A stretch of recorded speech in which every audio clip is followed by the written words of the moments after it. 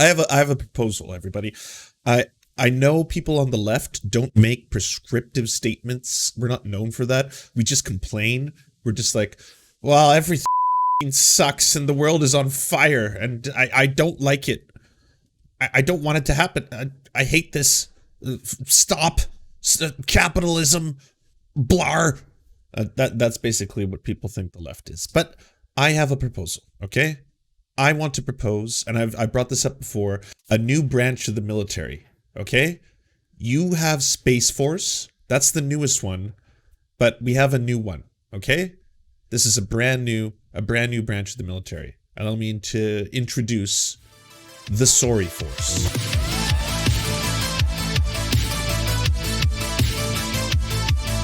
I was a new painter, so I was a little worried about making sure I captured the person that I was trying to paint. In Angela's case, I wanted to paint a kind person. I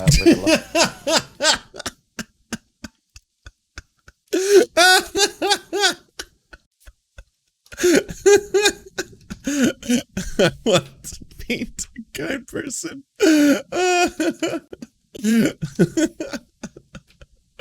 All right, come on, everybody. Tell me that this does not remind you of this painting, Hitler painting Hitler's dog, and then trying to rehabilitate his dog's image. I think this is very similar to I'm not comparing Angela Merkel to dog. I'm comparing to painters. In that these monsters are actually good people because they paint. Lovely soul. And that's the person I got to know. I mean, she's plenty tough in order to survive in what was a man's world. German It's making us all crazy. Crazy! Hitler's painting? The king of the Holocaust, Ryan Gosling playing you? That's what I Ridiculous. I hope she likes it. In other words, you can tell the people I had great respect for and liked, and some of them, I wasn't too close to when you look at the portraits I painted. And hers is one on the plus side. I liked her a lot. Talking about more complicated relationships, the relationship with Gerhard Schröder, that's her predecessor, at the end was a little bit icy. Very icy, yeah. Which role did your personal relationship with Angela Merkel play for the improvement of the transatlantic relationship? Well, I think, Gerhard Schröder used me as a political, we had our disagreement. It was a different relationship. He once refused shaking her hands. I don't know. I'm out of politics. I kind of got into U.S. politics a little bit when I published a book on immigrants, one of whom was a great German named Dirk Nowitzki. And what should her tenure be defined by, in your opinion? Mm-hmm. To realize the premium on character when it comes to, and then people felt, immigration, eating politics, and your life to make you understand, or actually on your take when it comes to the climate? Well, I understood the issue. I just didn't want to have a global treaty that didn't include China and India. Otherwise, it was a waste of time. No, I see. Yeah, there's nothing we can do domestically. Yeah, no, America can't take a stance on global warming until both India and China does. That's how this all works. Great. Disorder. But I told him all the time. I said, look, it mattered to my life. It is very practical. I mean, Putin's got a big influence, and he speaks German, and I wasn't, look, he's wily, and he can be pretty tough, but so can Angela. So I wasn't worried about Putin running over Angela Merkel. She can hold her own, and I'm sure she did. So I really wanted to hear him talk about Afghanistan. I was hoping that would be brought up, but that's apparently something I'd have to just find in a sea of bigotry. So, in one portion of the interview, Bush complimented Merkel for supporting the presence of troops in Afghanistan ever since he led the U.S. in declaring war on the Taliban and al-Qaeda in the aftermath of 9/11. Bush lauded the unbelievable changes in Afghan society since the Taliban was forced out of power, but expressed his fear of how women and children and others in the country will be treated once America and the NATO troops leave and are fully withdrawn.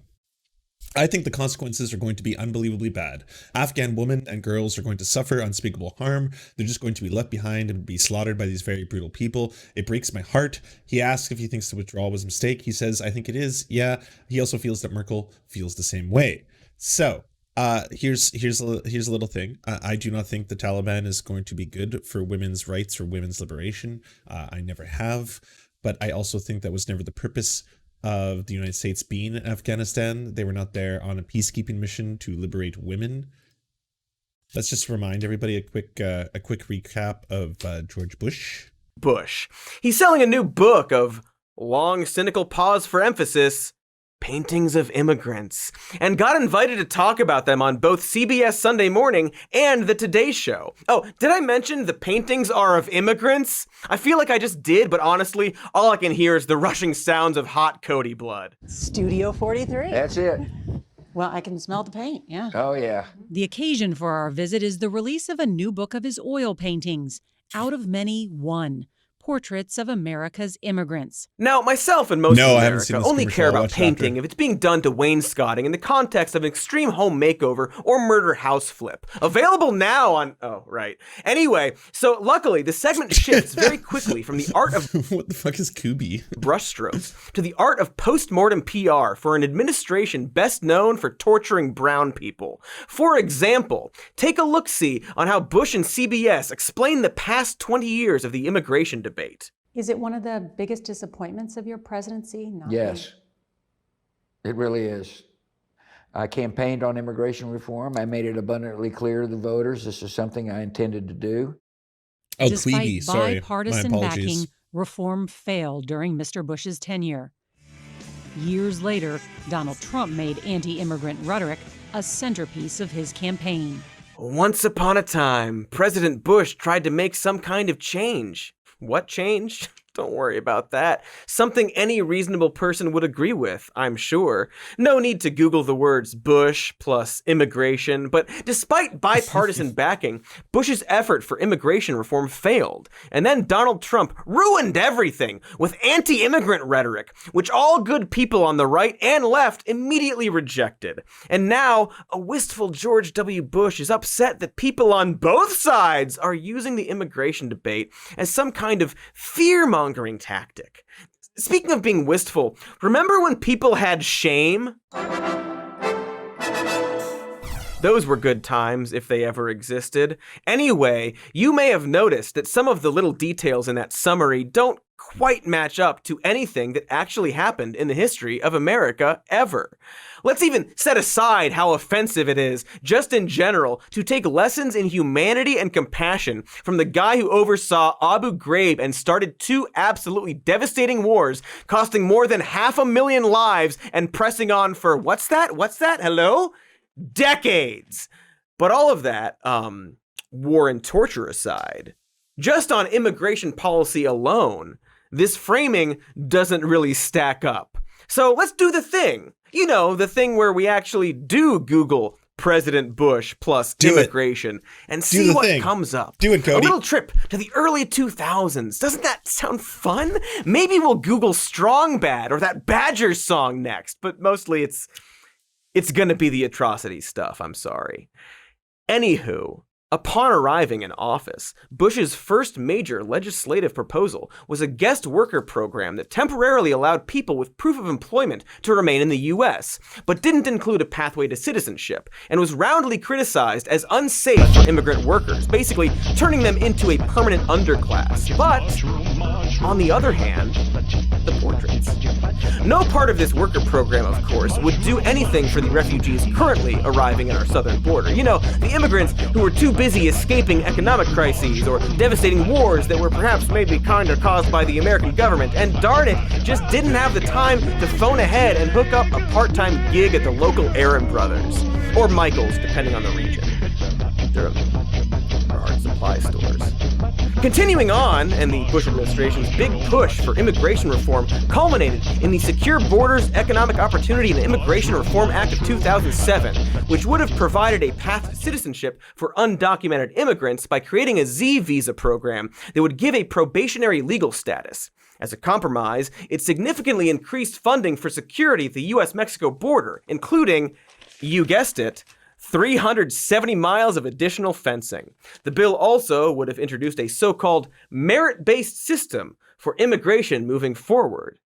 And yet, Despite all this compromise with Republicans, the bill died in the Senate at 46 to 53 votes. And, oh, hey, it looks like 38 of the votes against were from Bush's own party. Then Bush, facing historically low... Bush.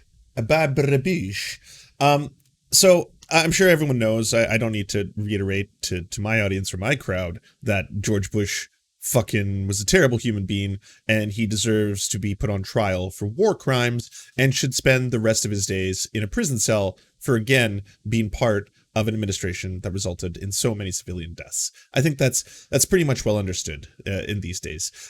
And now we've got the situation in Afghanistan, and people are obviously angry on all sides of the political spectrum.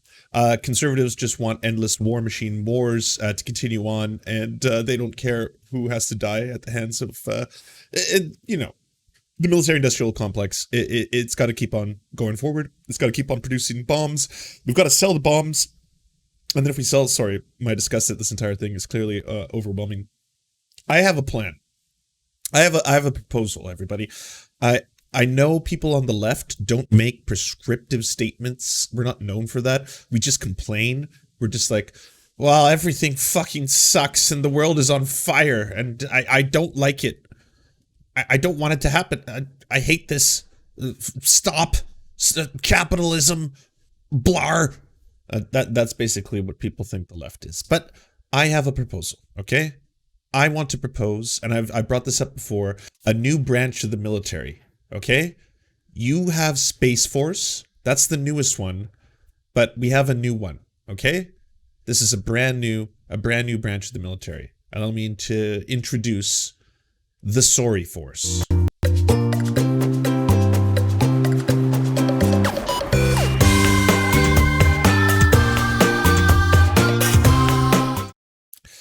Introducing a new U.S. military branch, the Sorry Force. All right. First off, I just want to get this right out of the gates.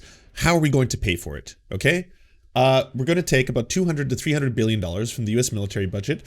We're going to reappropriate it. That's still leaving enough power to maintain superpower status for the United States. So you don't have to freak out. Okay, everyone who wants to maintain U.S. imperialism, you get it. You get to keep it with the Sorry Force. All right, that one's going to stay. That one's going to do. What is it going to do? It's going to be concerned exclusively with infrastructure development abroad. So that's going to be its primary focus is developing infrastructure in poorer countries, and then it's going to be improving societal conditions domestically. So that's what it's going to be responsible for in America. So abroad, it's not really going to invade foreign nations in order to secure vast amounts of resources. It's not going to do that anymore. In fact, it's just going to build up poorer nations so that they have better infrastructure and better quality of lives, because it turns out if everyone has higher quality lives, we all benefit. You don't even have to do it altruistically. It just turns out Earth is a better functioning machine when more human beings aren't suffering than less human beings. It's just I know it's radical.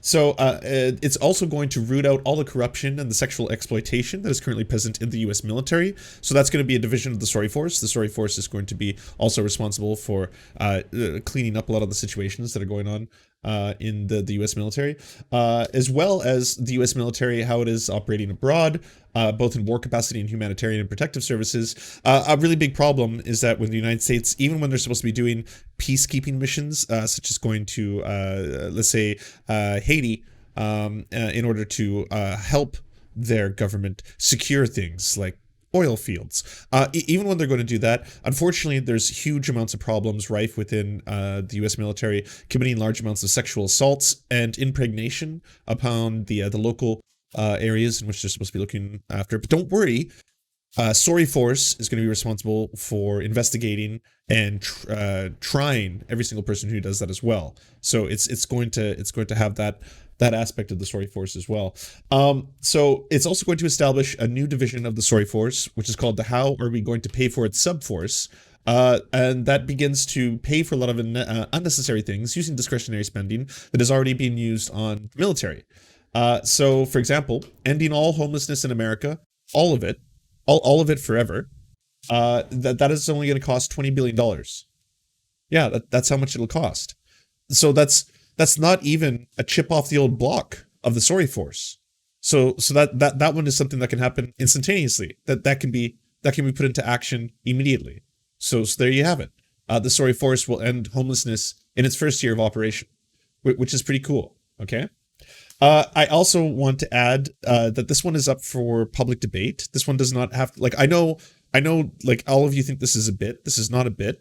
Okay. As of right now, this is all a serious proposal that I would like to see. Like, you know how Jimmy Dore made Force the Vote all about him? Where it's like, you see this? If you don't do this right here, if you don't do this, if all of you don't do this, then you're traitors. AOC's a traitor. I'm going to make 50 videos on AOC. Has nothing to do with my obsession with her. Well, I'm going to make the Sorry Force all about me. So honestly, any politician, and I'm saying this directly to the squad and you, Mr. Bernie Sanders, if you do not enact legislation immediately to make Sorry Force a reality, then I'm sorry, but you're all traitors. Every single one of you is a traitor, and I'm ashamed of you.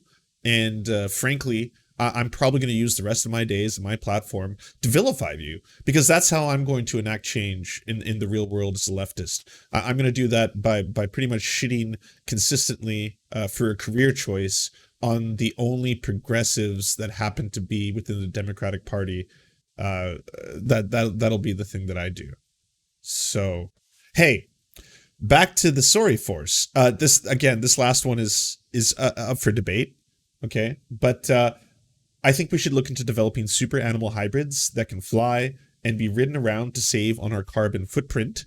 I think unless they produce more carbon due to their enormous feeding and farting costs, at which point I'd be willing to step back from that one. Okay, I like this one can be a matter of a public vote.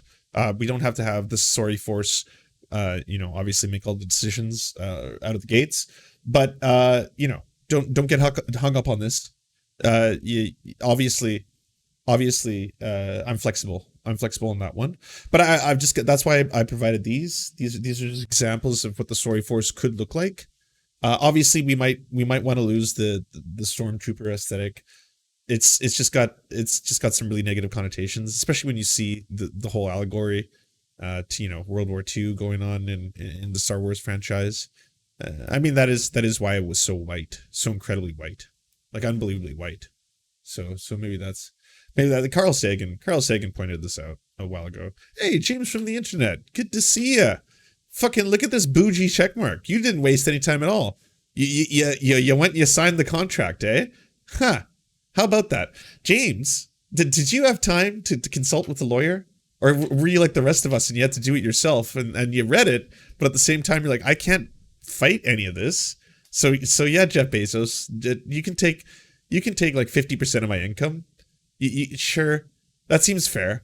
That seems fair. Because again, I'm doing all the labor every single day here on the Twitch, like outside of the mods, outside of like a handful of people like Political Puppy who send me a huge amount of links. And of course there are the members of the cooperative who are doing the editing and stuff like that. But then it's me broadcasting the show for the 4 or 5 hours, and Jeff Bezos just gets half of that. Just half is just shaved off. Half of it's just shaved off the top and goes right to fucking Jeff Bezos. Like that's, and no one talks about that. But for someone like me, even at half my income, I can afford to live very comfortably. It still puts me in a very high income bracket in terms of compared to the general population. I'm making more than a teacher. I'll say that much. But Jeff Bezos takes half. And think of the smaller streamers. Think of somebody who happens to be like a 10 viewer Andy or 25 viewer Andy. And with those 25 viewers, at the end of the day, they sit back and they're just like, I guess with my 10 or 20 subs, which obviously help a lot, half of that money is going to Jeff Bezos. Like instead of making $200 a month, I make $100 a month. Because half of that goes to Jeff Bezos. What the fuck? What does that all mean? Why don't we talk about that? I mean, we always talk about workers' rights and exploitation. We never talk about, maybe because everyone thinks that Twitch streaming is a joke and it's not a real job. That could be one of the reasons. But that applies to all content creators online. What about YouTubers? YouTubers lose 60%. 60% of any money I make off YouTube in ad revenue or super chats goes to Alphabet. Over half of it goes to Alphabet. That's extremely fucked up. All of that is extremely fucked up. But that applies to millions of people who depend on that for revenue. That's a fuck ton of money. That's over half of your salary is going directly to Alphabet. I mean, those are realistically what a lot of people do now. Those are careers for a lot of people. Anyways, sorry force. Oh, you know what I should add? Just to add some things here. All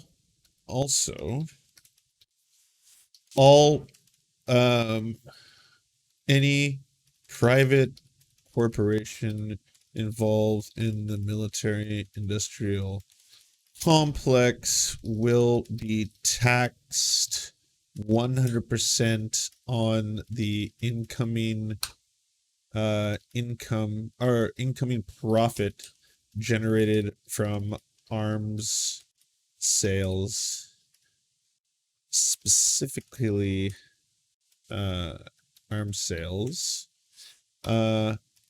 Any money being given to, or any money or military forced. Is forced pronounced in a Canadian way? Wait, how do you Yanks pronounce forced? I mean, I know I intentionally mispronounce words. Sometimes it's because I have speech impediments, I assume. The other time it's because I'm just being sillies, you know? Like sometimes I'm just being goofy, you know? Like calling sauce souse. Like that's not me. That's not me with the speech impediment. I'm genuinely calling it souse. That's just me doing it to be silly, you know? As an Ontarian, I say forced. So I say force, right?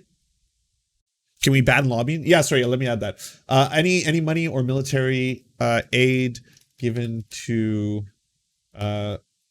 nations involved in actions like partied will cease and be reappropriated into the sorry force. Immediate any money that was used by the military industrial complex will now be